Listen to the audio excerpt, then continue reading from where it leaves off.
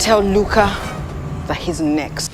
Deprived of any riveting details, Muna expects us to endure more on its action, but the thing is, that's not enough to fill the gaping gloom left by the absence of a compelling story. And while it would have found a perfect balance on being a revenge thriller with something salient to say given its sweet premise, it turns into a cheap excuse for an action flick. Let's review. I feel giddy. Sounds like love to me. Muna is the story of a spirited girl raised by her grandmother, the only surviving member of her family. Muna's driving desire to provide a better life for herself and her grandmother in the land of milk and honey leads to shady characters that will change the trajectory, landing her smack dab into the hands of traffickers. That experience turns her once golden heart into one driven by stone-cold revenge on those who stole her innocence. In her grand plan, love was never on the agenda. When secrets and betrayal complicate her strategy, she has a tough decision to make. Will she remain a prisoner of her past, or allow love set her free? Now, with a premise like that, we imagine it would have sounded better in a pitch meeting. But having an idea is one thing, bringing it to life is totally another ballgame, and this is where Muna dived headfirst into its own demise.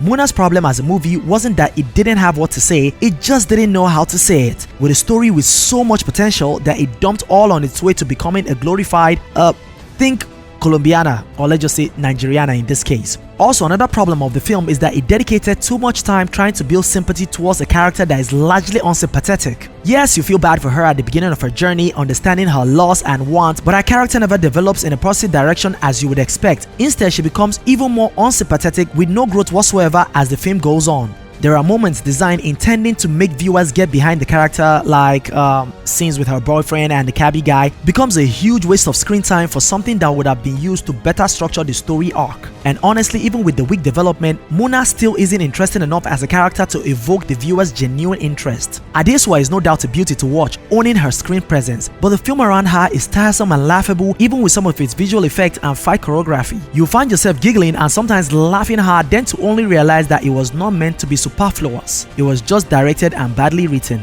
Also, just to create moments of twist and tension, the plot falls on its head so confusingly with a number of one-dimensional side characters that were bland and exist only to convolute things further. You're weak, and weak don't thrive. In the end, Muna as a movie struggles with proper plot identity. It doesn't know if it wants to be engaging with some character drama with an important social message or a brainless action extravaganza. If only Muna had a tighter story and structure, most of its problem would have been easily resolved, resulting in a film that doesn't feel like a build-up to an anticlimactic event.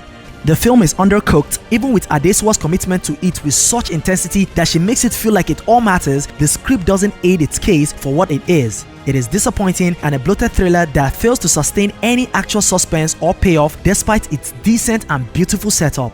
It's always fun to see an underdog get revenge, and it's even more beautiful when that revenge is very deserving. But while some action films fail spectacularly because they succumb to stupidity, Muna suffers because it tries to be too smart. Next time, take a page from Tarantino's Kill Bill.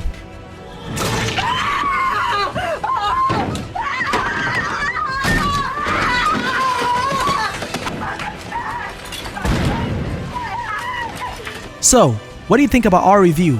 Do you agree? Do you not? It's okay to not agree. After all, Rick Sanchez said, "Think for yourselves, don't be sheep."